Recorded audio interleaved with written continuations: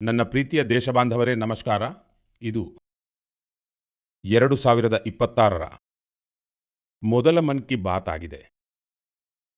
ನಾಳೆ ಜನವರಿ 26ರಂದು ನಾವೆಲ್ಲರೂ ಗಣರಾಜ್ಯೋತ್ಸವದ ಹಬ್ಬವನ್ನು ಆಚರಿಸುತ್ತೇವೆ. ಇದೇ ದಿನ ನಮ್ಮ ಸಂವಿಧಾನ ಜಾರಿಗೆ ಬಂದಿತ್ತು. ಜನವರಿ 26ರ ಈ ದಿನ ನಮಗೆ ನಮ್ಮ ಸಂವಿಧಾನದ ನಿರ್ಮಾಪಕರಿಗೆ ನಮಿಸುವ ಅವಕಾಶವನ್ನು ನೀಡುತ್ತದೆ. ಇಂದು ಜನವರಿ 25ರ ದಿನವೂ ಕೂಡ ಬಹಳ ಮುಖ್ಯವಾದುದು. ಇಂದು ರಾಷ್ಟ್ರೀಯ ಮತದಾರರ ದಿನವಾಗಿದೆ. ಮತದಾರರೇ, ಪ್ರಜಾಪ್ರಭುತ್ವದ ಆತ್ಮ ಸ್ನೇಹಿತರೇ, ಸಾಮಾನ್ಯವಾಗಿ ಯಾರಾದರೂ 18 ವರ್ಷದವರಾದಾಗ ಮತದಾರರಾಗುತ್ತಾರೆ. ಆಗ ಅದನ್ನು ಜೀವನದ ಒಂದು ಸಾಮಾನ್ಯ ಘಟ್ಟವೆಂದು ಪರಿಗಣಿಸಲಾಗುತ್ತದೆ. ಆದರೆ ವಾಸ್ತವವಾಗಿ ಈ ಅವಕಾಶ ಯಾವುದೇ ಭಾರತೀಯನ ಜೀವನದ ಬಹಳ ದೊಡ್ಡ ಮೈಲಿಗಲ್ಲಾಗಿರುತ್ತದೆ. ಆದ್ದರಿಂದ ನಾವು ದೇಶದಲ್ಲಿ ಮತದಾರರಾಗುವುದನ್ನು ಒಂದು ಉತ್ಸವದಂತೆ ಆಚರಿಸಬೇಕು. ಹೇಗೆ ನಾವು ಹುಟ್ಟುಹಬ್ಬದಂದು ಶುಭಾಶಯಗಳನ್ನು ಕೋರುತ್ತೇವೋ ಮತ್ತು ಅದನ್ನು ಸಂಭ್ರಮಿಸುತ್ತೇವೋ, ಅದೇ ರೀತಿ ಯಾವುದೇ ಯುವಕ ಮೊದಲ ಬಾರಿಗೆ ಮತದಾರನಾದಾಗ ಇಡೀ ಬಡಾವಣೆ, ಗ್ರಾಮ ಅಥವಾ ನಗರ ಒಗ್ಗೂಡಿ ಅವರನ್ನು ಅಭಿನಂದಿಸಬೇಕು ಮತ್ತು ಸಿಹಿ ಹಂಚಬೇಕು. ಇದರಿಂದ ಜನರಲ್ಲಿ ಮತದಾನದ ಬಗ್ಗೆ ಜಾಗೃತಿ ಹೆಚ್ಚಾಗುತ್ತದೆ. ಅದರ ಜೊತೆಗೆ ಒಬ್ಬ ಮತದಾರನಾಗಿರುವುದು ಎಷ್ಟು ಮಹತ್ವದ್ದು ಎಂಬ ಭಾವನೆ ಇನ್ನಷ್ಟು ಬಲಗೊಳ್ಳುತ್ತದೆ. ಸ್ನೇಹಿತರೆ, ದೇಶದಲ್ಲಿ ಯಾರೆಲ್ಲ ಚುನಾವಣಾ ಪ್ರಕ್ರಿಯೆಯಲ್ಲಿ ತೊಡಗಿಸಿಕೊಂಡಿರುತ್ತಾರೋ, ಯಾರು ನಮ್ಮ ಪ್ರಜಾಪ್ರಭುತ್ವವನ್ನು ಜೀವಂತವಾಗಿರಿಸಲು ತಳಮಟ್ಟದಲ್ಲಿ ಕೆಲಸ ಮಾಡುತ್ತಾರೋ, ನಾನು ಅವರೆಲ್ಲರನ್ನೂ ಬಹಳ ಶ್ಲಾಘಿಸಲು ಬಯಸುತ್ತೇನೆ. ಇಂದು ಮತದಾರರ ದಿನದಂದು ನಾನು ನನ್ನ ಯುವ ಸ್ನೇಹಿತರಲ್ಲಿ ಮತ್ತೊಮ್ಮೆ ಆಗ್ರಹಿಸುತ್ತೇನೆ. ಏನೆಂದರೆ, ಅವರು 18 ವರ್ಷ ಪೂರ್ಣಗೊಂಡ ನಂತರ ಮತದಾರರಾಗಿ ತಮ್ಮನ್ನು ಖಂಡಿತವಾಗಿಯೂ ನೋಂದಾಯಿಸಿಕೊಳ್ಳಬೇಕು. ಸಂವಿಧಾನವು ಪ್ರತಿಯೊಬ್ಬ ನಾಗರಿಕರಿಂದ ಯಾವ ಕರ್ತವ್ಯ ಪ್ರಜ್ಞೆಯನ್ನು ನಿರೀಕ್ಷಿಸುತ್ತದೆಯೋ ಆ ನಿರೀಕ್ಷೆಯೂ ಕೂಡ ಇದರಿಂದ ಪೂರ್ಣಗೊಳ್ಳುತ್ತದೆ ಮತ್ತು ಭಾರತದ ಪ್ರಜಾಪ್ರಭುತ್ವವೂ ಕೂಡ ಬಲಗೊಳ್ಳುತ್ತದೆ. ನನ್ನ ಪ್ರೀತಿಯ ದೇಶಬಾಂಧವರೇ, ಈ ದಿನಗಳಲ್ಲಿ ಸಾಮಾಜಿಕ ಮಾಧ್ಯಮದಲ್ಲಿ ಆಸಕ್ತಿದಾಯಕ ಪ್ರವೃತ್ತಿಯನ್ನು ನೋಡುತ್ತಿದ್ದೇನೆ. ಜನರು 2016ರ ತಮ್ಮ ನೆನಪುಗಳನ್ನು ಮತ್ತೊಮ್ಮೆ ಮೆಲುಕು ಹಾಕುತ್ತಿದ್ದಾರೆ. ಅದೇ ಭಾವನೆಯೊಂದಿಗೆ ಇಂದು ನಾನು ಕೂಡ ನಿಮ್ಮೊಂದಿಗೆ ನನ್ನ ಒಂದು ನೆನಪನ್ನು ಹಂಚಿಕೊಳ್ಳಲು ಬಯಸುತ್ತೇನೆ. 10 ವರ್ಷಗಳ ಹಿಂದೆ ಜನವರಿ 2016ರಲ್ಲಿ ನಾವು ಒಂದು ಮಹತ್ವಾಕಾಂಕ್ಷೆಯ ಪಯಣವನ್ನು ಪ್ರಾರಂಭಿಸಿದ್ದೆವು. ಆ ಸಮಯದಲ್ಲಿ ಅದು ಚಿಕ್ಕದಾಗಿ ಕಂಡರೂ ಸಹ ಯುವ ಪೀಳಿಗೆಗೆ ಮತ್ತು ದೇಶದ ಭವಿಷ್ಯಕ್ಕಾಗಿ ಅದು ಬಹಳ ಮುಖ್ಯ ಎಂಬ ಅರಿವು ನಮಗಿತ್ತು. ಆದರೆ ಕೆಲವರಿಗೆ ಇದೇನೆಂದು ಅರ್ಥ ಮಾಡಿಕೊಳ್ಳಲು ಸಾಧ್ಯವಾಗಿರಲಿಲ್ಲ. ಸ್ನೇಹಿತರೆ, ನಾನು ಮಾತನಾಡುತ್ತಿರುವುದು ಸ್ಟಾರ್ಟಪ್ ಇಂಡಿಯಾದ ಪಯಣದ ಬಗ್ಗೆ. ಈ ಅದ್ಭುತ ಪಯಣದ ಹೀರೋಗಳು ನಮ್ಮ ಯುವ ಸ್ನೇಹಿತರು. ತಮ್ಮ ಕಂಫರ್ಟ್ ಝೋನ್ನಿಂದ ಹೊರಬಂದು ಅವರು ಮಾಡಿದ ಅನ್ವೇಷಣೆ ಇತಿಹಾಸದಲ್ಲಿ ದಾಖಲಾಗುತ್ತಿದೆ. ಸ್ನೇಹಿತರೆ, ಭಾರತದಲ್ಲಿ ಇಂದು ವಿಶ್ವದ 3ನೇ ಅತಿದೊಡ್ಡ ಸ್ಟಾರ್ಟಪ್ ಇಕೋಸಿಸ್ಟಮ್ ನಿರ್ಮಾಣವಾಗಿದೆ. ಈ ಸ್ಟಾರ್ಟಪ್ಗಳು ವಿಭಿನ್ನವಾಗಿವೆ. 10 ವರ್ಷಗಳ ಹಿಂದೆ ಕಲ್ಪಿಸಿಕೊಳ್ಳಲು ಸಾಧ್ಯವಾಗದಿದ್ದಂತಹ ಕ್ಷೇತ್ರಗಳಲ್ಲಿ ಇಂದು ಅವರು ಕೆಲಸ ಮಾಡುತ್ತಿದ್ದಾರೆ. ಕೃತಕ ಬುದ್ಧಿಮತ್ತೆ, ಬಾಹ್ಯಾಕಾಶ, ಪರಮಾಣು ಶಕ್ತಿ, ಅರೆವಾಹಕಗಳು, ಚಲನಶೀಲತೆ, ಹಸಿರು ಜಲಜನಕ, ಜೈವಿಕ ತಂತ್ರಜ್ಞಾನ ಇತ್ಯಾದಿ. ನೀವು ಹೇಳುವ ಯಾವುದೇ ಕ್ಷೇತ್ರದ ಮೇಲೂ ಇಂದು ಭಾರತೀಯ ಸ್ಟಾರ್ಟಪ್ ಕೆಲಸ ಮಾಡುತ್ತಿರುವುದು ನಮಗೆ ಕಾಣಿಸುತ್ತದೆ. ಯಾವುದಾದರೊಂದು ಸ್ಟಾರ್ಟ್ಅಪ್ನಲ್ಲಿ ತೊಡಗಿಸಿಕೊಂಡಿರುವ ಅಥವಾ ಸ್ವಂತವಾಗಿ ಹೊಸ ಉದ್ಯಮವನ್ನು ಪ್ರಾರಂಭಿಸಲು ಬಯಸುವ ನನ್ನೆಲ್ಲ ಯುವ ಮಿತ್ರರಿಗೆ ನಾನು ವಂದಿಸುತ್ತೇನೆ ಸ್ನೇಹಿತರೆ. ಇಂದು ಮನ್ ಕಿ ಬಾತ್ ಮೂಲಕ ನಾನು ದೇಶವಾಸಿಗಳಲ್ಲಿ, ವಿಶೇಷವಾಗಿ ಉದ್ಯಮ ಮತ್ತು ಸ್ಟಾರ್ಟ್ಅಪ್ಗೆ ಸಂಬಂಧಿಸಿದ ಯುವಕರಲ್ಲಿ ಒಂದು ಆಗ್ರಹವನ್ನು ಖಂಡಿತವಾಗಿ ಮಾಡಲು ಬಯಸುತ್ತೇನೆ. ಭಾರತದ ಆರ್ಥಿಕತೆ ವೇಗವಾಗಿ ಮುಂದುವರಿಯುತ್ತಿದೆ. ಭಾರತದ ಮೇಲೆ ವಿಶ್ವದ ದೃಷ್ಟಿ ನೆಟ್ಟಿದೆ. ಇಂತಹ ಸಮಯದಲ್ಲಿ ನಮ್ಮೆಲ್ಲರ ಮೇಲೂ ಒಂದು ದೊಡ್ಡ ಜವಾಬ್ದಾರಿ ಇದೆ. ಆ ಜವಾಬ್ದಾರಿ ಏನೆಂದರೆ ಗುಣಮಟ್ಟಕ್ಕೆ ಒತ್ತು ನೀಡುವುದು. ಹೇಗೋ ನಡೆಯುತ್ತದೆ ಎನ್ನುವ ಯುಗ ಮುಗಿದು ಹೋಯಿತು. ಬನ್ನಿ ಈ ವರ್ಷ ನಾವು ಪೂರ್ಣ ಶಕ್ತಿಯಿಂದ ಗುಣಮಟ್ಟಕ್ಕೆ ಆದ್ಯತೆ ನೀಡೋಣ. ನಮ್ಮೆಲ್ಲರ ಒಂದೇ ಮಂತ್ರವಾಗಿರಲಿ ಗುಣಮಟ್ಟ. ಗುಣಮಟ್ಟ ಮತ್ತು ಕೇವಲ ಗುಣಮಟ್ಟ. ನಿನ್ನೆಗಿಂತ ಇಂದು ಉತ್ತಮ ಗುಣಮಟ್ಟ. ನಾವು ಏನನ್ನೇ ಉತ್ಪಾದಿಸುತ್ತಿದ್ದರೂ ಅದರ ಗುಣಮಟ್ಟವನ್ನು ಉತ್ತಮಪಡಿಸುವ ಸಂಕಲ್ಪ ಮಾಡೋಣ. ಅದು ನಮ್ಮ ಜವಳಿ ಅಥವಾ ತಂತ್ರಜ್ಞಾನ ಆಗಿರಲಿ, ಎಲೆಕ್ಟ್ರಾನಿಕ್ಸ್ ಅಥವಾ ಪ್ಯಾಕೇಜಿಂಗ್ ಆಗಿರಲಿ. ಭಾರತೀಯ ಉತ್ಪನ್ನ ಎಂದರೆ ಅತ್ಯುತ್ತಮ ಗುಣಮಟ್ಟ ಎಂದೇ ಆಗಬೇಕು. ಬನ್ನಿ ಶ್ರೇಷ್ಠತೆಯನ್ನೇ ನಮ್ಮ ಮಾನದಂಡವನ್ನಾಗಿ ಮಾಡಿಕೊಳ್ಳೋಣ. ಗುಣಮಟ್ಟದಲ್ಲಿ ಯಾವುದೇ ಕೊರತೆ ಇರುವುದಿಲ್ಲ ಮತ್ತು ಯಾವುದೇ ರಾಜಿ ಮಾಡಿಕೊಳ್ಳುವುದಿಲ್ಲ ಎಂದು ನಾವು ಸಂಕಲ್ಪ ಮಾಡೋಣ. ಮತ್ತು ನಾನಂತೂ ಕೆಂಪು ಕೋಟೆಯಿಂದಲೇ ಹೇಳಿದ್ದೆ, ಜೀರೋ ಡಿಫೆಕ್ಟ್ ಜೀರೋ ಎಫೆಕ್ಟ್. ಹೀಗೆ ಮಾಡುವುದರಿಂದಲೇ ನಾವು ವಿಕಸಿತ ಭಾರತದ ಯಾತ್ರೆಯನ್ನು ಅತಿ ಹೆಚ್ಚು ಕ್ಷಿಪ್ರವಾಗಿ, ಅರ್ಥಪೂರ್ಣವಾಗಿ ಮುನ್ನಡೆಸಿಕೊಂಡು ಹೋಗಬಹುದು. ಇದು ತುಂಬಾ ನವೀನವಾಗಿದೆ. ಸಮಸ್ಯೆಗಳಿಗೆ ಪರಿಹಾರವನ್ನು ಹುಡುಕುವುದು ನಮ್ಮ ದೇಶವಾಸಿಗಳ ಸ್ವಭಾವದಲ್ಲಿದೆ. ಕೆಲವು ಜನರು ಈ ಕೆಲಸವನ್ನು ಸ್ಟಾರ್ಟ್ಅಪ್ಗಳ ಮೂಲಕ ಮಾಡುತ್ತಾರೆ. ಇನ್ನು ಕೆಲವರು ಸಮಾಜದ ಸಾಮೂಹಿಕ ಶಕ್ತಿಯಿಂದ ದಾರಿಯನ್ನು ಕಂಡುಕೊಳ್ಳಲು ಪ್ರಯತ್ನಿಸುತ್ತಾರೆ. ಇಂತಹದ್ದೇ ಒಂದು ಪ್ರಯತ್ನ ಉತ್ತರ ಪ್ರದೇಶದ ಆಜಂಗಢದಲ್ಲಿ ಕಂಡುಬಂದಿದೆ. ಇಲ್ಲಿ ಹರಿಯುವ ತಮಸಾ ನದಿಗೆ ಜನರು ಹೊಸ ಜೀವನವನ್ನು ನೀಡಿದ್ದಾರೆ. ತಮಸಾ ಕೇವಲ ಒಂದು ನದಿಯಲ್ಲ, ಬದಲಿಗೆ ನಮ್ಮ ಸಾಂಸ್ಕೃತಿಕ ಮತ್ತು ಆಧ್ಯಾತ್ಮಿಕ ಪರಂಪರೆಯ ಸಜೀವ ಧಾರೆಯಾಗಿದೆ. ಅಯೋಧ್ಯೆಯಿಂದ ಹೊರಟು ಗಂಗೆಯಲ್ಲಿ ಸೇರುವ ಈ ನದಿ ಒಂದು ಕಾಲದಲ್ಲಿ ಈ ಪ್ರದೇಶದ ಜನರ ಜನಜೀವನದ ಆಧಾರವಾಗಿತ್ತು. ಆದರೆ ಮಾಲಿನ್ಯದ ಕಾರಣದಿಂದಾಗಿ ಅದರ ನಿರಂತರ ಹರಿವಿಗೆ ಅಡ್ಡಿಯಾಗತೊಡಗಿತ್ತು. ಹೂಳು, ಕಸಕಡ್ಡಿ ಮತ್ತು ಕೊಳಕು ಈ ನದಿಯ ಹರಿವನ್ನು ತಡೆದಿತ್ತು. ಇದರ ನಂತರ ಇಲ್ಲಿನ ಜನರು ಇದಕ್ಕೆ ಹೊಸ ಜೀವನವನ್ನು ನೀಡುವ ಅಭಿಯಾನವನ್ನು ಪ್ರಾರಂಭಿಸಿದರು. ನದಿಯನ್ನು ಸ್ವಚ್ಛಗೊಳಿಸಲಾಯಿತು ಮತ್ತು ಅದರ ದಡಗಳಲ್ಲಿ ನೆರಳು ನೀಡುವ ಹಣ್ಣುಗಳ ಮರಗಳನ್ನು ನೆಡಲಾಯಿತು. ಸ್ಥಳೀಯ ಜನರು ಕರ್ತವ್ಯ ಭಾವನೆಯಿಂದ ಈ ಕೆಲಸದಲ್ಲಿ ತೊಡಗಿದರು ಮತ್ತು ಎಲ್ಲರ ಪ್ರಯತ್ನದಿಂದ ನದಿಯ ಪುನರುಜ್ಜೀವನವಾಯಿತು. ಸ್ನೇಹಿತರೆ, ಆಂಧ್ರಪ್ರದೇಶದ ಅನಂತಪುರದಲ್ಲೂ ಸಹ ಸಾರ್ವಜನಿಕ ಸಹಭಾಗಿತ್ವದ ಇಂತಹದೇ ಪ್ರಯತ್ನವು ಕಂಡುಬಂದಿದೆ. ಇದು ತೀವ್ರ ಬರಗಾಲದ ಸಮಸ್ಯೆಯನ್ನು ಎದುರಿಸುತ್ತಿರುವ ಪ್ರದೇಶವಾಗಿದೆ.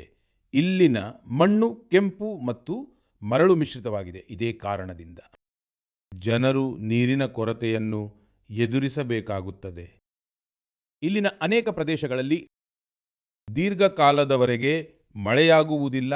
ಹಲವು ಬಾರಿ ಜನರು ಅನಂತಪುರವನ್ನು ಮರುಭೂಮಿಯ ಬರಗಾಲದ ಸ್ಥಿತಿಗೂ ಹೋಲಿಸಿಬಿಡುತ್ತಾರೆ. ಸ್ನೇಹಿತರೆ, ಈ ಸಮಸ್ಯೆಯ ಪರಿಹಾರಕ್ಕಾಗಿ ಸ್ಥಳೀಯ ಜನರು ಜಲಾಶಯಗಳನ್ನು ಸ್ವಚ್ಛಗೊಳಿಸುವ ಸಂಕಲ್ಪ ಮಾಡಿದರು. ನಂತರ ಇಲ್ಲಿನ ಆಡಳಿತದ ಸಹಕಾರದೊಂದಿಗೆ ಅನಂತ ನೀರು ಸಂರಕ್ಷಣಂ ಯೋಜನೆಯನ್ನು ಪ್ರಾರಂಭಿಸಲಾಯಿತು. ಈ ಪ್ರಯತ್ನದ ಅಡಿಯಲ್ಲಿ 10ಕ್ಕೂ ಹೆಚ್ಚು ಜಲಾಶಯಗಳಿಗೆ ಜೀವದಾನ ಸಿಕ್ಕಿದೆ. ಆ ಜಲಾಶಯಗಳಲ್ಲಿ ಈಗ ನೀರು ತುಂಬತೊಡಗಿದೆ. ಇದರೊಂದಿಗೆ 7,000ಕ್ಕೂ ಹೆಚ್ಚು ಮರಗಳನ್ನು ನೆಡಲಾಗಿದೆ. ಅಂದರೆ ಅನಂತಪುರದಲ್ಲಿ ಜಲ ಸಂರಕ್ಷಣೆಯ ಜೊತೆಗೆ ಹಸಿರು ಹೊದಿಕೆಯೂ ಹೆಚ್ಚಾಗಿದೆ. ಇಲ್ಲಿ ಮಕ್ಕಳು ಈಗ ಈಜಿನ ಆನಂದವನ್ನು ಪಡೆಯಬಹುದಾಗಿದೆ. ಒಂದು ರೀತಿಯಲ್ಲಿ ಹೇಳುವುದಾದರೆ ಇಲ್ಲಿನ ಸಂಪೂರ್ಣ ಪರಿಸರ ವ್ಯವಸ್ಥೆ ಮತ್ತೆ ಕಳೆಗಟ್ಟಿದೆ. ಸ್ನೇಹಿತರೆ, ಆಜಂಗಢ ಆಗಿರಲಿ, ಅನಂತಪುರ ಆಗಿರಲಿ ಅಥವಾ ದೇಶದ ಯಾವುದೇ ಬೇರೆ ಸ್ಥಳವಾಗಿರಲಿ, ಇದನ್ನು ನೋಡಿ ಸಂತೋಷವಾಗುತ್ತದೆ. ಈ ಜನರು ಒಗ್ಗಟ್ಟಾಗಿ ಕರ್ತವ್ಯ ಭಾವದಿಂದ ದೊಡ್ಡ ಸಂಕಲ್ಪಗಳನ್ನು ಸಾಧಿಸುತ್ತಿದ್ದಾರೆ. ಜನ ಭಾಗವಹಿಸುವಿಕೆ ಮತ್ತು ಸಾಮೂಹಿಕತೆಯ ಇದೇ ಭಾವನೆ ನಮ್ಮ ದೇಶದ ಅತಿದೊಡ್ಡ ಶಕ್ತಿಯಾಗಿದೆ. ನನ್ನ ಪ್ರೀತಿಯ ದೇಶವಾಸಿಗಳೇ, ನಮ್ಮ ದೇಶದಲ್ಲಿ ಭಜನೆ ಮತ್ತು ಕೀರ್ತನೆಗಳು ಶತಮಾನಗಳಿಂದಲೂ ನಮ್ಮ ಸಂಸ್ಕೃತಿಯ ಆತ್ಮವಾಗಿವೆ. ನಾವು ದೇವಾಲಯಗಳಲ್ಲಿ ಭಜನೆಗಳನ್ನು ಕೇಳಿದ್ದೇವೆ, ಕಥೆಗಳನ್ನು ಕೇಳುವಾಗ ಕೇಳಿದ್ದೇವೆ ಮತ್ತು ಪ್ರತಿಯೊಂದು ಯುಗವು ತನ್ನ ಕಾಲಕ್ಕೆ ಅನುಗುಣವಾಗಿ ಭಕ್ತಿಯನ್ನು ಜೀವಿಸಿದೆ. ಇಂದಿನ ಪೀಳಿಗೆಯೂ ಕೂಡ ಕೆಲವು ಹೊಸ ಅದ್ಭುತಗಳನ್ನು ಮಾಡುತ್ತಿದೆ. ಇಂದಿನ ಯುವಕರು ಭಕ್ತಿಯನ್ನು ತಮ್ಮ ಅನುಭವ ಮತ್ತು ತಮ್ಮ ಜೀವನ ಶೈಲಿಯಲ್ಲಿ ಅಳವಡಿಸಿಕೊಂಡಿದ್ದಾರೆ. ಇದೇ ಆಲೋಚನೆಯಿಂದ ಒಂದು ಹೊಸ ಸಾಂಸ್ಕೃತಿಕ ಪ್ರವೃತ್ತಿ ಹೊರಹೊಮ್ಮಿದೆ. ನೀವು ಸಾಮಾಜಿಕ ಮಾಧ್ಯಮದಲ್ಲಿ ಇಂತಹ ವಿಡಿಯೋಗಳನ್ನು ಖಂಡಿತವಾಗಿಯೂ ನೋಡಿರುತ್ತೀರಿ. ದೇಶದ ಬೇರೆ ಬೇರೆ ನಗರಗಳಲ್ಲಿ ಹೆಚ್ಚಿನ ಸಂಖ್ಯೆಯಲ್ಲಿ ಯುವಕರು ಸೇರುತ್ತಿದ್ದಾರೆ. ವೇದಿಕೆ ಸಜ್ಜಾಗಿ ಇರುತ್ತದೆ, ಬೆಳಕಿನ ವ್ಯವಸ್ಥೆ ಇರುತ್ತದೆ, ಸಂಗೀತವಿರುತ್ತದೆ, ಸಕಲ ಸಿದ್ಧತೆಗಳಿರುತ್ತವೆ ಮತ್ತು ವಾತಾವರಣವು ಯಾವುದೇ ಒಂದು ಸಂಗೀತ ಕಚೇರಿಗಿಂತ ಸ್ವಲ್ಪವೂ ಕಡಿಮೆ ಇರುವುದಿಲ್ಲ. ಅಲ್ಲಿ ಒಂದು ದೊಡ್ಡ ಸಂಗೀತ ಕಚೇರಿ ನಡೆಯುತ್ತಿದೆ ಎಂದೇ ಅನಿಸುತ್ತದೆ. ಆದರೆ ಅಲ್ಲಿ ಹಾಡುತ್ತಿರುವುದು ಪೂರ್ಣ ಏಕಾಗ್ರತೆ, ಪೂರ್ಣ ಸಮರ್ಪಣಾ ಭಾವ ಮತ್ತು ಲಯಬದ್ಧವಾಗಿ ಮೊಳಗುತ್ತಿರುವ ಭಜನೆಗಳನ್ನು, ಈ ಪ್ರವೃತ್ತಿಯನ್ನು ಇಂದು ಭಜನ್ ಕ್ಲಬ್ಬಿಂಗ್ ಎಂದು ಕರೆಯಲಾಗುತ್ತಿದೆ ಮತ್ತು ಇದು ವಿಶೇಷವಾಗಿ ಜೆನ್ ಜಿಯವರ ನಡುವೆ ವೇಗವಾಗಿ ಜನಪ್ರಿಯವಾಗುತ್ತಿದೆ. ಈ ಕಾರ್ಯಕ್ರಮಗಳಲ್ಲಿ ಭಜನೆಗಳ ಘನತೆ ಮತ್ತು ಪಾವಿತ್ರ್ಯತೆಯನ್ನು ಸಂಪೂರ್ಣವಾಗಿ ಕಾಪಾಡುತ್ತಿರುವುದನ್ನು ನೋಡಲು ಸಂತೋಷವಾಗುತ್ತದೆ. ಇಲ್ಲಿ ಭಕ್ತಿಯನ್ನು ಹಗುರವಾಗಿ ಪರಿಗಣಿಸಿಲ್ಲ. ಶಬ್ದಗಳ ಮರ್ಯಾದೆಯು ಮೀರುವುದಿಲ್ಲ, ಭಾವನೆಯದು ಕೂಡ. ವೇದಿಕೆ ಆಧುನಿಕವಾಗಿರಬಹುದು, ಸಂಗೀತದ ಪ್ರಸ್ತುತಿ ಬೇರೆಯಾಗಿರಬಹುದು, ಆದರೆ ಮೂಲ ಭಾವನೆ ಅದೇ ಇರುತ್ತದೆ. ಅಧ್ಯಾತ್ಮದ ಒಂದು ನಿರಂತರ ಪ್ರವಾಹ ಅಲ್ಲಿ ಅನುಭವಕ್ಕೆ ಬರುತ್ತದೆ. ನನ್ನ ಪ್ರೀತಿಯ ದೇಶವಾಸಿಗಳೇ, ಇಂದು ನಮ್ಮ ಸಂಸ್ಕೃತಿ ಮತ್ತು ಹಬ್ಬಗಳು ಜಗತ್ತಿನಾದ್ಯಂತ ತಮ್ಮದೇ ಆದ ಗುರುತನ್ನು ಮೂಡಿಸುತ್ತಿವೆ. ಜಗತ್ತಿನ ಪ್ರತಿಯೊಂದು ಮೂಲೆಯಲ್ಲೂ ಭಾರತದ ಹಬ್ಬಗಳನ್ನು ಬಹಳ ಉತ್ಸಾಹ ಮತ್ತು ಸಡಗರದಿಂದ ಆಚರಿಸಲಾಗುತ್ತದೆ. ಪ್ರತಿಯೊಂದು ರೀತಿಯ ಸಾಂಸ್ಕೃತಿಕ ಚೈತನ್ಯವನ್ನು ಉಳಿಸಿಕೊಳ್ಳುವಲ್ಲಿ ನಮ್ಮ ಭಾರತೀಯ ಸಹೋದರ ಸಹೋದರಿಯರ ಕೊಡುಗೆ ಅತ್ಯಂತ ಪ್ರಮುಖವಾಗಿದೆ. ಅವರು ಎಲ್ಲೇ ಇರಲಿ, ಅಲ್ಲೇ ತಮ್ಮ ಸಂಸ್ಕೃತಿಯ ಮೂಲ ಭಾವನೆಯನ್ನು ಸಂರಕ್ಷಿಸಿ ಅದನ್ನು ಮುಂದುವರಿಸಿಕೊಂಡು ಹೋಗುತ್ತಿದ್ದಾರೆ. ಈ ನಿಟ್ಟಿನಲ್ಲಿ ಮಲೇಷಿಯಾದಲ್ಲೂ ನಮ್ಮ ಭಾರತೀಯ ಸಮುದಾಯ ಬಹಳ ಶ್ಲಾಘನೀಯ ಕಾರ್ಯವನ್ನು ಮಾಡುತ್ತಿದೆ. ನಿಮಗೆ ಇದನ್ನು ತಿಳಿದು ಸಂತಸದ ಆಶ್ಚರ್ಯವಾಗುತ್ತದೆ. ಮಲೇಷಿಯಾದಲ್ಲಿ 500ಕ್ಕೂ ಹೆಚ್ಚು ತಮಿಳು ಶಾಲೆಗಳಿವೆ. ಇವುಗಳಲ್ಲಿ ತಮಿಳು ಭಾಷೆಯ ಕಲಿಕೆಯ ಜೊತೆಗೆ ಇತರ ವಿಷಯಗಳನ್ನು ತಮಿಳಿನಲ್ಲೇ ಕಲಿಸಲಾಗುತ್ತದೆ. ಇದಲ್ಲದೆ ಇಲ್ಲಿ ತೆಲುಗು ಮತ್ತು ಪಂಜಾಬಿ ಸೇರಿದಂತೆ ಇತರ ಭಾರತೀಯ ಭಾಷೆಗಳ ಮೇಲೂ ಬಹಳ ಗಮನ ಹರಿಸಲಾಗುತ್ತದೆ. ಸ್ನೇಹಿತರೆ, ಭಾರತ ಮತ್ತು ಮಲೇಷಿಯಾ ನಡುವಿನ ಐತಿಹಾಸಿಕ ಮತ್ತು ಸಾಂಸ್ಕೃತಿಕ ಸಂಬಂಧಗಳನ್ನು ಬಲಪಡಿಸುವುದರಲ್ಲಿ ಒಂದು ಸೊಸೈಟಿಯ ದೊಡ್ಡ ಪಾತ್ರವಿದೆ. ಅದರ ಹೆಸರು ಮಲೇಷಿಯಾ ಇಂಡಿಯಾ ಹೆರಿಟೇಜ್ ಸೊಸೈಟಿ. ಬೇರೆ ಬೇರೆ ಕಾರ್ಯಕ್ರಮಗಳ ಜೊತೆಗೆ ಈ ಸಂಸ್ಥೆ ಒಂದು ಹೆರಿಟೇಜ್ ವಾಕ್ ಅನ್ನು ಆಯೋಜಿಸುತ್ತದೆ. ಇದರಲ್ಲಿ ಎರಡೂ ದೇಶಗಳನ್ನು ಪರಸ್ಪರ ಜೋಡಿಸುವ ಸಾಂಸ್ಕೃತಿಕ ಸ್ಥಳಗಳನ್ನು ಒಳಗೊಳ್ಳಲಾಗುತ್ತದೆ. ಕಳೆದ ತಿಂಗಳು ಮಲೇಷಿಯಾದಲ್ಲಿ ಲಾಲ್ ಪಾಡ್ ಸೀರೆ ಐಕಾನಿಕ್ ವಾಕನ್ನು ಆಯೋಜಿಸಲಾಗಿತ್ತು. ಈ ಸೀರೆಯು ಬಂಗಾಳದ ನಮ್ಮ ಸಂಸ್ಕೃತಿಯೊಂದಿಗೆ ವಿಶೇಷ ನಂಟನ್ನು ಹೊಂದಿದೆ. ಈ ಕಾರ್ಯಕ್ರಮದಲ್ಲಿ ಅತಿ ಹೆಚ್ಚು ಸಂಖ್ಯೆಯಲ್ಲಿ ಈ ಸೀರೆಯನ್ನು ಧರಿಸಿದ ದಾಖಲೆ ನಿರ್ಮಾಣವಾಯಿತು. ಇದನ್ನು ಮಲೇಷಿಯನ್ ಬುಕ್ ಆಫ್ ರೆಕಾರ್ಡ್ಸ್ನಲ್ಲಿ ದಾಖಲಿಸಲಾಗಿದೆ. ಈ ಸಂದರ್ಭದಲ್ಲಿ ಒಡಿಸ್ಸಿ ನೃತ್ಯ ಮತ್ತು ಬಾವುಲ್ ಸಂಗೀತವಂತೂ ಜನರ ಮನ ಗೆದ್ದಿತು. ನಾನು ಹೇಳಬಲ್ಲೆ, ಸಾಯಾ ಬರ್ಬಾಂಗಾ देंगान डियास्पोरा इंडिया दी मलेशिया मेरे का मंबावा इंडिया दान मलेशिया ಸೆಮಾಕೆನ್ ಟಾಪಾ. ಮಲೇಷಿಯಾದಲ್ಲಿರುವ ನಮ್ಮ ಭಾರತೀಯ ವಂಶಸ್ಥರಿಗೆ ನನ್ನ ಅನೇಕಾನೇಕ ಶುಭಾಶಯಗಳು. ನನ್ನ ಪ್ರೀತಿಯ ದೇಶವಾಸಿಗಳೇ, ನಾವು ಭಾರತದ ಯಾವುದೇ ಭಾಗಕ್ಕೆ ಹೋದರೂ ಅಲ್ಲಿ ನಮಗೆ ಏನಾದರೊಂದು ಅಸಾಧಾರಣವಾದದ್ದು, ಅಭೂತಪೂರ್ವವಾದದ್ದು ನಡೆಯುತ್ತಿರುವುದು ಖಂಡಿತವಾಗಿಯೂ ಕಾಣಸಿಗುತ್ತದೆ. ಹಲವಾರು ಬಾರಿ ಮಾಧ್ಯಮದ ಥಳುಕು ಬಳುಕಿನಲ್ಲಿ ಈ ವಿಷಯಗಳಿಗೆ ಸ್ಥಾನ ಸಿಗುವುದಿಲ್ಲ. ಆದರೆ ಇವುಗಳಿಂದ ತಿಳಿದು ಬರುತ್ತದೆ ನಮ್ಮ ಸಮಾಜದ ನಿಜವಾದ ಶಕ್ತಿ ಏನು ಎಂದು. ನಮ್ಮ ಮೌಲ್ಯ ವ್ಯವಸ್ಥೆಗಳ ಝಲಕ್ ಕೂಡ ಸಿಗುತ್ತದೆ. ಅದರಲ್ಲಿ ಒಗ್ಗಟ್ಟಿನ ಭಾವನೆ ಸರ್ವೋತ್ಕೃಷ್ಟವಾಗಿದೆ. ಗುಜರಾತಿನ ಬೆಚರಾಜಿಯ ಚಂದನ್ ಕಿ ಗ್ರಾಮದ ಸಂಪ್ರದಾಯ ತನ್ನದೇ ಆದ ರೀತಿಯಲ್ಲಿ ವಿಶಿಷ್ಟವಾಗಿದೆ. ಇಲ್ಲಿನ ಜನರು, ಅದರಲ್ಲೂ ವಿಶೇಷವಾಗಿ ವೃದ್ಧರು, ತಮ್ಮ ಮನೆಗಳಲ್ಲಿ ಅಡುಗೆ ಮಾಡುವುದಿಲ್ಲ ಎಂದು ನಾನು ನಿಮಗೆ ಹೇಳಿದರೆ ನೀವು ಖಂಡಿತವಾಗಿಯೂ ಆಶ್ಚರ್ಯಪಡುತ್ತೀರಿ. ಇದಕ್ಕೆ ಕಾರಣ ಗ್ರಾಮದ ಭವ್ಯವಾದ ಕಮ್ಯುನಿಟಿ ಕಿಚನ್. ಈ ಕಮ್ಯುನಿಟಿ ಕಿಚನ್ನಲ್ಲಿ ಇಡೀ ಗ್ರಾಮದ ಎಲ್ಲರಿಗೂ ಒಟ್ಟಿಗೆ ಅಡುಗೆಯನ್ನು ತಯಾರಿಸಲಾಗುತ್ತದೆ ಮತ್ತು ಜನರು ಒಟ್ಟಿಗೆ ಕುಳಿತು ಭೋಜನ ಮಾಡುತ್ತಾರೆ. ಕಳೆದ 15 ವರ್ಷಗಳಿಂದ ಈ ಸಂಪ್ರದಾಯವು ನಿರಂತರವಾಗಿ ನಡೆದುಕೊಂಡು ಬಂದಿದೆ. ಇಷ್ಟೇ ಅಲ್ಲ, ಯಾವುದೇ ವ್ಯಕ್ತಿ ಅನಾರೋಗ್ಯದಿಂದ ಬಳಲುತ್ತಿದ್ದರೆ ಅವರಿಗಾಗಿ ಟಿಫಿನ್ ಸೇವೆಯೂ ಲಭ್ಯವಿದೆ. ಅಂದರೆ ಹೋಮ್ ಡೆಲಿವರಿಯ ಸಂಪೂರ್ಣ ವ್ಯವಸ್ಥೆಯೂ ಇದೆ. ಗ್ರಾಮದ ಈ ಸಾಮೂಹಿಕ ಭೋಜನವು ಜನರನ್ನು ಆನಂದದಿಂದ ತುಂಬುತ್ತದೆ. ಈ ಉಪಕ್ರಮವು ಕೇವಲ ಜನರನ್ನು ಪರಸ್ಪರ ಬೆಸೆಯುವುದು ಮಾತ್ರವಲ್ಲದೆ ಇದರಿಂದ ಕೌಟುಂಬಿಕ ಭಾವನೆಗೂ ಉತ್ತೇಜನ ಸಿಗುತ್ತದೆ.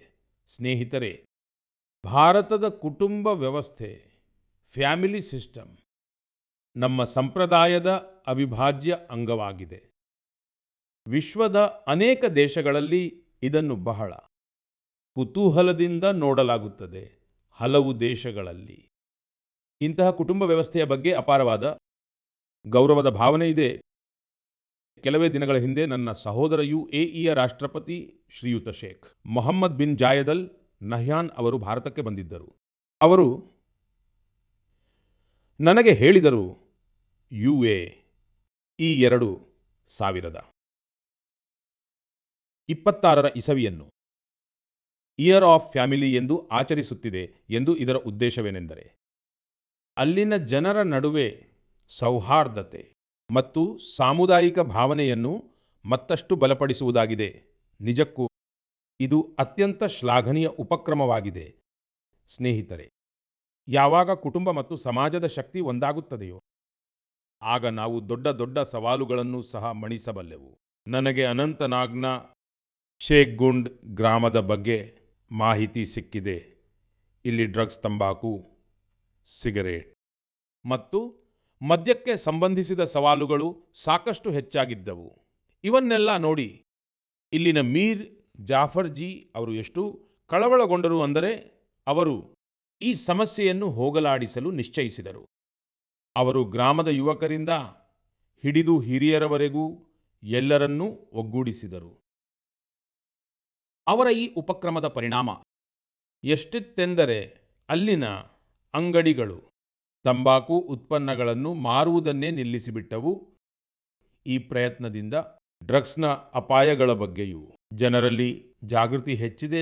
ಸ್ನೇಹಿತರೆ, ನಮ್ಮ ದೇಶದಲ್ಲಿ ಇಂತಹ ಅನೇಕ ಸಂಸ್ಥೆಗಳು ಇವೆ.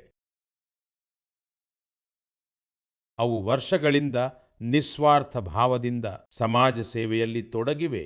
ಉದಾಹರಣೆಗೆ ಪಶ್ಚಿಮ ಬಂಗಾಳದ ಪೂರ್ವ ಮೇದಿನಿಪುರದ ಫರೀದ್ಪುರದಲ್ಲಿ ಒಂದು ಸಂಸ್ಥೆ ಇದೆ. ಅದರ ಹೆಸರು ವಿವೇಕಾನಂದ ಲೋಕ ಶಿಕ್ಷಾ ನಿಕೇತನ್. ಕಳೆದ 4 ದಶಕಗಳಿಂದ ಮಕ್ಕಳು ಮತ್ತು ಹಿರಿಯರ ಆರೈಕೆಯಲ್ಲಿ ತೊಡಗಿದೆ.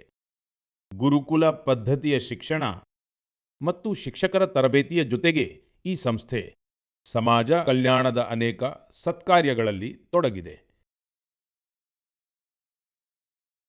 ನನ್ನ ಆಶಯವೇನೆಂದರೆ, ನಿಸ್ವಾರ್ಥ ಸೇವೆಯ ಈ ಭಾವನೆ ದೇಶವಾಸಿಗಳ ನಡುವೆ ನಿರಂತರವಾಗಿ ಇನ್ನೂ ಹೆಚ್ಚು ಬಲಗೊಳ್ಳಲಿ ಎಂದು ನಾನು ತುಂಬು ಮನಸ್ಸಿನಿಂದ ಹಾರೈಸುತ್ತೇನೆ. ಮನ್ ಕಿ ಬಾತ್ನಲ್ಲಿ ನಾವು ನಿರಂತರವಾಗಿ ಸ್ವಚ್ಛತೆಯ ವಿಷಯವನ್ನು ಪ್ರಸ್ತಾಪಿಸುತ್ತಲೇ ಇರುತ್ತೇವೆ.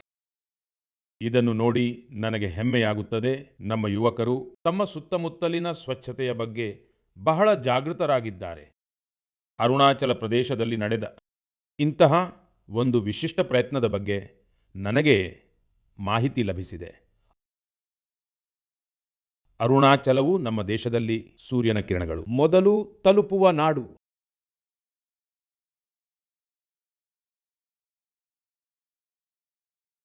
ಇಲ್ಲಿ ಜನರು ಜೈ ಹಿಂದ್ ಎಂದು ಹೇಳುವ ಮೂಲಕ ಪರಸ್ಪರ ಅಭಿನಂದಿಸುತ್ತಾರೆ. ಇಲ್ಲಿನ ಇಟಾನಗರದಲ್ಲಿರುವ ಉತ್ಸಾಹಿ ಯುವಕರ ಗುಂಪೊಂದು ಎಲ್ಲರಿಗೂ ಮಾದರಿಯಾಗುವಂತೆ, ಎಲ್ಲರೂ ಮೆಚ್ಚುವಂತೆ ಒಟ್ಟಾಗಿ ಸೇರಿ ಹೆಚ್ಚಿನ ಗಮನದ ಅಗತ್ಯವಿದ್ದ ಭಾಗಗಳನ್ನು ಸ್ವಚ್ಛಗೊಳಿಸುವ ಕೆಲಸ ಮಾಡಿತು. ಈ ಯುವಕರು ಬೇರೆ ಬೇರೆ ನಗರಗಳಲ್ಲಿ ಸಾರ್ವಜನಿಕ ಸ್ಥಳಗಳ ಸ್ವಚ್ಛತೆಯನ್ನು ತಮ್ಮ ಮಿಷನ್ ಆಗಿ ಮಾಡಿಕೊಂಡರು. ಇದರ ನಂತರ ಇಟಾನಗರ್, ನಾಹರ್ ಲಾಗೂನ್, ದೋಯಿಮುಖ್, ಸೆಪ್ಪಾ ಪಾಲಿನ್ ಮತ್ತು ಪಾಸಿಘಾಟ್ನಲ್ಲಿಯೂ ಈ ಅಭಿಯಾನವನ್ನು ನಡೆಸಲಾಯಿತು. ಈ ಯುವಕರು ಇಲ್ಲಿಯವರೆಗೆ ಸುಮಾರು 11 ಲಕ್ಷ ಕಿಲೋಗಳಿಗಿಂತ ಹೆಚ್ಚು ಕಸವನ್ನು ಸ್ವಚ್ಛಗೊಳಿಸಿದ್ದಾರೆ. ಯೋಚಿಸಿ ಸ್ನೇಹಿತರೆ, 9 ಯುವಕರು ಸೇರಿಕೊಂಡು 11 ಲಕ್ಷ ಕಿಲೋ ಕಸವನ್ನು ತೆಗೆದುಹಾಕಿದ್ದಾರೆ. ಸ್ನೇಹಿತರೆ, ಮತ್ತೊಂದು ಉದಾಹರಣೆ ಅಸ್ಸಾಂನದ್ದು. ಅಸ್ಸಾಂನ ನಗಾಂವ್ನಲ್ಲಿ ಅಲ್ಲಿನ ಹಳೆಯ ಬೀದಿಗಳೊಂದಿಗೆ ಜನರು ಭಾವನಾತ್ಮಕವಾಗಿ ಬೆಸೆದುಕೊಂಡಿದ್ದಾರೆ. ಇಲ್ಲಿ ಕೆಲವು ಜನರು ತಮ್ಮ ಬೀದಿಗಳನ್ನು ಒಟ್ಟಾಗಿ ಸ್ವಚ್ಛಗೊಳಿಸುವ ಸಂಕಲ್ಪ ಮಾಡಿದರು. ನಿಧಾನವಾಗಿ ಅವರೊಂದಿಗೆ ಇತರರು ಸೇರುತ್ತಾ ಹೋದರು. ಈ ರೀತಿಯಾಗಿ ಒಂದು ತಂಡವು ಸಿದ್ಧವಾಯಿತು. ಅದು ಬೀದಿಗಳಿಂದ ಬಹಳಷ್ಟು ಕಸವನ್ನು ತೆಗೆದುಹಾಕಿತು. ಸ್ನೇಹಿತರೆ, ಇದೇ ರೀತಿಯ ಒಂದು ಪ್ರಯತ್ನ ಬೆಂಗಳೂರಿನಲ್ಲಿ ನಡೆಯುತ್ತಿದೆ. ಬೆಂಗಳೂರಿನಲ್ಲಿ ಸೋಫಾ ವೇಸ್ಟ್ ಒಂದು ದೊಡ್ಡ ಸಮಸ್ಯೆಯಾಗಿ ಹೊರಹೊಮ್ಮಿದೆ. ಆದ್ದರಿಂದ ಕೆಲವು ವೃತ್ತಿಪರರು ಒಗ್ಗೂಡಿ ಈ ಸಮಸ್ಯೆಯನ್ನು ತಮ್ಮದೇ ರೀತಿಯಲ್ಲಿ ಪರಿಹರಿಸುತ್ತಿದ್ದಾರೆ. ಸ್ನೇಹಿತರೆ, ಇಂದು ಅನೇಕ ನಗರಗಳಲ್ಲಿ ಇಂತಹ ತಂಡಗಳಿವೆ. ಅವು ಲ್ಯಾಂಡ್ಫಿಲ್ ವೇಸ್ಟ್ನ ರೀಸೈಕ್ಲಿಂಗ್ನಲ್ಲಿ ತೊಡಗಿವೆ. ಚೆನ್ನೈನಲ್ಲಿ ಇಂತಹದ್ದೇ ಒಂದು ತಂಡವು ಅತ್ಯುತ್ತಮ ಕೆಲಸ ಮಾಡಿದೆ. ಇಂತಹ ಉದಾಹರಣೆಗಳಿಂದ ತಿಳಿದುಬರುತ್ತದೆ ಏನೆಂದರೆ, ಸ್ವಚ್ಛತೆಗೆ ಸಂಬಂಧಿಸಿದ ಪ್ರತಿಯೊಂದು ಪ್ರಯತ್ನವೂ ಎಷ್ಟು ಮಹತ್ವದ್ದಾಗಿದೆ. ನಾವು ಸ್ವಚ್ಛತೆಗಾಗಿ ವೈಯಕ್ತಿಕವಾಗಿ ಅಥವಾ ತಂಡವಾಗಿ ನಮ್ಮ ಪ್ರಯತ್ನಗಳನ್ನು ಹೆಚ್ಚಿಸಬೇಕಾಗಿದೆ. ಆಗ ಮಾತ್ರ ನಮ್ಮ ನಗರಗಳು ಇನ್ನೂ ಉತ್ತಮವಾಗುತ್ತವೆ. ನನ್ನ ಪ್ರೀತಿಯ ದೇಶವಾಸಿಗಳೇ, ಪರಿಸರ ಸಂರಕ್ಷಣೆಯ ವಿಷಯ ಬಂದಾಗ ಆಗ ಸಾಮಾನ್ಯವಾಗಿ ನಮ್ಮ ಮನಸ್ಸಿನಲ್ಲಿ ದೊಡ್ಡ ಯೋಜನೆಗಳು, ದೊಡ್ಡ ಅಭಿಯಾನಗಳು ಮತ್ತು ದೊಡ್ಡ ದೊಡ್ಡ ಸಂಘಟನೆಗಳ ವಿಷಯಗಳು ಬರುತ್ತವೆ. ಆದರೆ ಹಲವು ಬಾರಿ ಬದಲಾವಣೆಯ ಆರಂಭ ಬಹಳ ಸಾಧಾರಣ ರೀತಿಯಲ್ಲಿ ಆಗುತ್ತದೆ. ಒಬ್ಬ ವ್ಯಕ್ತಿಯಿಂದ, ಒಂದು ಪ್ರದೇಶದಿಂದ, ಒಂದು ಹೆಜ್ಜೆಯಿಂದ ಮತ್ತು ನಿರಂತರವಾಗಿ ಮಾಡಿದ ಚಿಕ್ಕ ಚಿಕ್ಕ ಪ್ರಯತ್ನಗಳಿಂದಲೂ ದೊಡ್ಡ ಬದಲಾವಣೆಗಳು ಬರುತ್ತವೆ. ಪಶ್ಚಿಮ ಬಂಗಾಳದ ಕೂಚ್ ಬಿಹಾರ್ನ ನಿವಾಸಿ ಬೆನೋಯ್ ದಾಸ್ಜಿ ಅವರ ಪ್ರಯತ್ನ ಇದಕ್ಕೆ ಒಂದು ಉದಾಹರಣೆಯಾಗಿದೆ. ಕಳೆದ ಹಲವು ವರ್ಷಗಳಿಂದ ಅವರು ತಮ್ಮ ಜಿಲ್ಲೆಯನ್ನು ಹಸಿರಾಗಿಸುವ ಕೆಲಸವನ್ನು ಒಬ್ಬರೇ ಮಾಡಿದ್ದಾರೆ. ಬೆನೋಯ್ ದಾಸ್ಜಿ ಅವರು ಸಾವಿರಾರು ಗಿಡಗಳನ್ನು ನೆಟ್ಟಿದ್ದಾರೆ. ಹಲವು ಬಾರಿ ಸಸಿಗಳನ್ನು ಖರೀದಿಸುವುದರಿಂದ ಹಿಡಿದು ಅವುಗಳನ್ನು ನೆಟ್ಟು ಪೋಷಿಸುವ ಸಂಪೂರ್ಣ ವೆಚ್ಚವನ್ನು ತಾವೇ ಭರಿಸಿದ್ದಾರೆ. ಅಗತ್ಯವಿದ್ದಲ್ಲಿ ಸ್ಥಳೀಯ ಜನರು, ವಿದ್ಯಾರ್ಥಿಗಳು ಮತ್ತು ನಗರ ಪಾಲಿಕೆಗಳೊಂದಿಗೆ ಸೇರಿ ಕೆಲಸ ಮಾಡಿದ್ದಾರೆ. ಅವರ ಪ್ರಯತ್ನಗಳಿಂದ ರಸ್ತೆ ಬದಿಗಳಲ್ಲಿ ಹಸಿರು ಇನ್ನಷ್ಟು ಹೆಚ್ಚಾಗಿದೆ. ಸ್ನೇಹಿತರೆ, ಮಧ್ಯಪ್ರದೇಶದ ಪನ್ನಾ ಜಿಲ್ಲೆಯ ಜಗದೀಶ್ ಪ್ರಸಾದ್ ಅಹಿರ್ವಾರ್ಜಿ ಅವರ ಪ್ರಯತ್ನವೂ ಕೂಡ ಬಹಳ ಶ್ಲಾಘನೀಯವಾಗಿದೆ. ಅವರು ಅರಣ್ಯದಲ್ಲಿ ಬೀಟ್ ಗಾರ್ಡ್ ಆಗಿ ತಮ್ಮ ಸೇವೆ ಸಲ್ಲಿಸುತ್ತಿದ್ದಾರೆ. ಒಮ್ಮೆ ಗಸ್ತು ತಿರುಗುವಾಗ ಅವರಿಗೆ ಅರಿವಾಯಿತು, ಕಾಡಿನಲ್ಲಿರುವ ಹಲವಾರು ಔಷಧೀಯ ಸಸ್ಯಗಳ ಮಾಹಿತಿ ಎಲ್ಲಿಯೂ ವ್ಯವಸ್ಥಿತವಾಗಿ ದಾಖಲಾಗಿಲ್ಲ ಎಂದು ಜಗದೀಶ್ ಜಿ ಈ ಮಾಹಿತಿಯನ್ನು ಮುಂದಿನ ಪೀಳಿಗೆಗೆ ತಲುಪಿಸಬೇಕೆಂದು ಬಯಸಿದ್ದರು. ಆದ್ದರಿಂದ ಅವರು ಔಷಧೀಯ ಸಸ್ಯಗಳನ್ನು ಗುರುತಿಸಲು ಮತ್ತು ಅವುಗಳ ದಾಖಲೆಯನ್ನು ಮಾಡಲು ಪ್ರಾರಂಭಿಸಿದರು. ಅವರು 125ಕ್ಕೂ ಹೆಚ್ಚು ಔಷಧೀಯ ಸಸ್ಯಗಳನ್ನು ಗುರುತಿಸಿದರು. ಪ್ರತಿ ಸಸ್ಯದ ಚಿತ್ರ, ಹೆಸರು, ಉಪಯೋಗ ಮತ್ತು ಅದು ಸಿಗುವ ಸ್ಥಳದ ಮಾಹಿತಿಯನ್ನು ಸಂಗ್ರಹಿಸಿದರು. ಅವರು ಸಂಗ್ರಹಿಸಿದ ಮಾಹಿತಿಯನ್ನು ಅರಣ್ಯ ಇಲಾಖೆಯು ಸಂಕಲನ ಮಾಡಿತು ಮತ್ತು ಪುಸ್ತಕ ರೂಪದಲ್ಲಿ ಪ್ರಕಟಿಸಿತು ಕೂಡ. ಈ ಪುಸ್ತಕದಲ್ಲಿ ನೀಡಲಾದ ಮಾಹಿತಿ ಈಗ ಸಂಶೋಧನಾ ವಿದ್ಯಾರ್ಥಿಗಳಿಗೆ ಮತ್ತು ಅರಣ್ಯಾಧಿಕಾರಿಗಳಿಗೆ ಬಹಳ ಉಪಯೋಗಕ್ಕೆ ಬರುತ್ತಿದೆ. ಸ್ನೇಹಿತರೆ, ಪರಿಸರ ಸಂರಕ್ಷಣೆಯ ಇದೇ ಭಾವನೆ ಇಂದು ದೊಡ್ಡ ಮಟ್ಟದಲ್ಲಿಯೂ ಕಂಡುಬರುತ್ತಿದೆ. ಇದೇ ಆಲೋಚನೆಯೊಂದಿಗೆ ದೇಶದಾದ್ಯಂತ ಏಕ್ ಪೇಡ್ ಮಾ ಕೆ ನಾಮ್ ಅಭಿಯಾನವನ್ನು ನಡೆಸಲಾಗುತ್ತಿದೆ. ಈ ಅಭಿಯಾನದಲ್ಲಿ ಇಂದು ಕೋಟಿಗಟ್ಟಲೆ ಜನರು ಭಾಗಿಯಾಗಿದ್ದಾರೆ. ಇಲ್ಲಿಯವರೆಗೆ ದೇಶದಲ್ಲಿ 200 ಕೋಟಿಗಿಂತಲೂ ಹೆಚ್ಚು ಸಸಿಗಳನ್ನು ನೆಡಲಾಗಿದೆ. ಇದು ತಿಳಿಸುತ್ತದೆ ಪರಿಸರ ಸಂರಕ್ಷಣೆಯ ಬಗ್ಗೆ ಈಗ ಜನರು ಹೆಚ್ಚು ಜಾಗೃತರಾಗಿದ್ದಾರೆ ಎಂದು, ಮತ್ತು ಒಂದಲ್ಲ ಒಂದು ರೂಪದಲ್ಲಿ ತಮ್ಮ ಕೊಡುಗೆಯನ್ನು ನೀಡಲು ಬಯಸುತ್ತಾರೆ ಎಂದು. ನನ್ನ ಪ್ರೀತಿಯ ದೇಶವಾಸಿಗಳೇ, ನಾನು ನಿಮ್ಮೆಲ್ಲರ ಇನ್ನೊಂದು ವಿಷಯಕ್ಕಾಗಿ ಬಹಳ ಮೆಚ್ಚುಗೆ ವ್ಯಕ್ತಪಡಿಸಲು ಬಯಸುತ್ತೇನೆ. ಅದಕ್ಕೆ ಕಾರಣ ಮಿಲೆಟ್ಸ್, ಅಂದರೆ ಶ್ರೀ ಅನ್ನ. ಇದನ್ನು ನೋಡಿ ನನಗೆ ಸಂತೋಷವಾಗುತ್ತದೆ. ಶ್ರೀ ಅನ್ನದ ಬಗ್ಗೆ ದೇಶದ ಜನರ ಒಲವು ನಿರಂತರವಾಗಿ ಹೆಚ್ಚುತ್ತಿದೆ. ಹಾಗೆ ನೋಡಿದರೆ ನಾವು 2023 ಮಿಲೆಟ್ ಇಯರ್ ಎಂದು ಘೋಷಿಸಿದ್ದೆವು. ಆದರೆ ಇಂದು 3 ವರ್ಷಗಳ ನಂತರವೂ ಈ ಬಗ್ಗೆ ದೇಶ ಮತ್ತು ಜಗತ್ತಿನಲ್ಲಿ ಇರುವ ಉತ್ಸಾಹ ಮತ್ತು ಬದ್ಧತೆ ಬಹಳಷ್ಟು ಉತ್ತೇಜನಕಾರಿಯಾಗಿದೆ. ಸ್ನೇಹಿತರೆ, ತಮಿಳುನಾಡಿನ ಕಲ್ಲಕುರಿಚಿ ಜಿಲ್ಲೆಯಲ್ಲಿ ಮಹಿಳಾ ರೈತರ ಒಂದು ಗುಂಪು ಸ್ಫೂರ್ತಿಯ ಸೆಲೆಯಾಗಿದೆ. ಇಲ್ಲಿನ ಪೆರಿಯಾಪಾಳಯಂ ಮಿಲೆಟ್ ಎಪಿಸಿಯೊಂದಿಗೆ ಸುಮಾರು 800 ಮಹಿಳಾ ರೈತರು ಸಂಯೋಜಿತಗೊಂಡಿದ್ದಾರೆ. ಮಿಲೆಟ್ಸ್ನ ಹೆಚ್ಚುತ್ತಿರುವ ಜನಪ್ರಿಯತೆಯನ್ನು ಗಮನಿಸಿ ಈ ಮಹಿಳೆಯರು ಒಂದು ಮಿಲೆಟ್ ಪ್ರೊಸೆಸಿಂಗ್ ಯೂನಿಟ್ ಅನ್ನು ಸ್ಥಾಪಿಸಿದ್ದಾರೆ. ಈಗ ಅವರು ಸಿರಿಧಾನ್ಯಗಳಿಂದ ಮಾಡಿದ ಉತ್ಪನ್ನಗಳನ್ನು ನೇರವಾಗಿ ಮಾರುಕಟ್ಟೆಗೆ ತಲುಪಿಸುತ್ತಿದ್ದಾರೆ. ಸ್ನೇಹಿತರೆ, ರಾಜಸ್ಥಾನದ ರಾಮಸರ್ನಲ್ಲಿಯೂ ರೈತರು ಶ್ರೀ ಅನ್ನದ ಕುರಿತು ಆವಿಷ್ಕಾರ ಮಾಡುತ್ತಿದ್ದಾರೆ. ಇಲ್ಲಿನ ರಾಮಸರ್ ಆರ್ಗ್ಯಾನಿಕ್ ಫಾರ್ಮರ್ ಪ್ರೊಡ್ಯೂಸರ್ ಕಂಪನಿಯೊಂದಿಗೆ 900ಕ್ಕೂ ಹೆಚ್ಚು ರೈತರು ಸಂಪರ್ಕ ಹೊಂದಿದ್ದಾರೆ. ಈ ರೈತರು ಮುಖ್ಯವಾಗಿ ಸಜ್ಜೆ ಕೃಷಿ ಮಾಡುತ್ತಾರೆ. ಇಲ್ಲಿ ಸಜ್ಜೆಯನ್ನು ಪ್ರಕ್ರಿಯೆಗೊಳಿಸಿ ರೆಡಿ ಟು ಈಟ್ ಲಡ್ಡುಗಳನ್ನು ತಯಾರಿಸಲಾಗುತ್ತದೆ. ಇದಕ್ಕೆ ಮಾರುಕಟ್ಟೆಯಲ್ಲಿ ಭಾರಿ ಬೇಡಿಕೆ ಇದೆ. ಇಷ್ಟೇ ಅಲ್ಲ ಸ್ನೇಹಿತರೆ, ನನಗಿದನ್ನು ತಿಳಿದು ಸಂತೋಷವಾಗುತ್ತದೆ. ಇತ್ತೀಚೆಗೆ ಅನೇಕ ದೇವಾಲಯಗಳು ಹೀಗಿವೆ. ಅವು ತಮ್ಮ ಪ್ರಸಾದದಲ್ಲಿ ಕೇವಲ ಸಿರಿಧಾನ್ಯಗಳನ್ನು ಬಳಸುತ್ತಿವೆ. ನಾನು ಆ ದೇವಾಲಯಗಳ ಎಲ್ಲ ವ್ಯವಸ್ಥಾಪಕರನ್ನು ಅವರ ಈ ಉಪಕ್ರಮಕ್ಕಾಗಿ ಹೃತ್ಪೂರ್ವಕವಾಗಿ ಅಭಿನಂದಿಸುತ್ತೇನೆ. ಸ್ನೇಹಿತರೆ, ಸಿರಿಧಾನ್ಯ ಶ್ರೀ ಅನ್ನದಿಂದ ಅನ್ನದಾತರ ಆದಾಯ ಹೆಚ್ಚಾಗುವುದರ ಜೊತೆಗೆ ಜನರ ಆರೋಗ್ಯದಲ್ಲಿಯೂ ಸುಧಾರಣೆಯ ಖಚಿತತೆ ಸಿಗುತ್ತಿದೆ. ಸಿರಿಧಾನ್ಯಗಳು ಪೋಷಕಾಂಶಗಳಿಂದ ಸಮೃದ್ಧವಾಗಿವೆ, ಸೂಪರ್ ಫುಡ್ ಆಗಿವೆ. ನಮ್ಮ ದೇಶದಲ್ಲಿ ಚಳಿಗಾಲವಂತೂ ತಿಂಡಿ ತಿನಿಸುಗಳಿಗೆ ಬಹಳ ಒಳ್ಳೆಯದು ಎಂದು ಪರಿಗಣಿಸಲಾಗುತ್ತದೆ. ಇಂತಹ ಸಮಯದಲ್ಲಿ, ಈ ದಿನಗಳಲ್ಲಿ ನಾವು ಶ್ರೀ ಅನ್ನವನ್ನು ಖಂಡಿತವಾಗಿ ಸೇವಿಸಬೇಕು. ನನ್ನ ಪ್ರೀತಿಯ ದೇಶವಾಸಿಗಳೇ, ಮನ್ ಕಿ ಬಾತ್ನಲ್ಲಿ ನಮಗೆ ಮತ್ತೊಮ್ಮೆ ಹಲವಾರು ವಿಭಿನ್ನ ವಿಷಯಗಳ ಬಗ್ಗೆ ಚರ್ಚಿಸುವ ಅವಕಾಶ ಸಿಕ್ಕಿತು. ಈ ಕಾರ್ಯಕ್ರಮವು ನಮ್ಮೆಲ್ಲರಿಗೂ ನಮ್ಮ ದೇಶದ ಸಾಧನೆಗಳನ್ನು ಅನುಭವಿಸಲು ಮತ್ತು ಆಚರಿಸಲು ಅವಕಾಶ ನೀಡುತ್ತದೆ.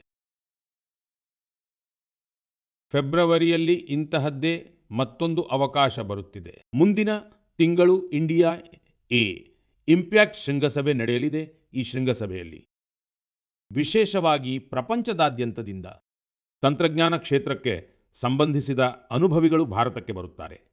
ಈ ಸಮ್ಮೇಳನವು ಎಐ ಜಗತ್ತಿನಲ್ಲಿ ಭಾರತದ ಪ್ರಗತಿ ಮತ್ತು ಸಾಧನೆಗಳನ್ನು ಸಹ ಮುನ್ನೆಲೆಗೆ ತರಲಿದೆ.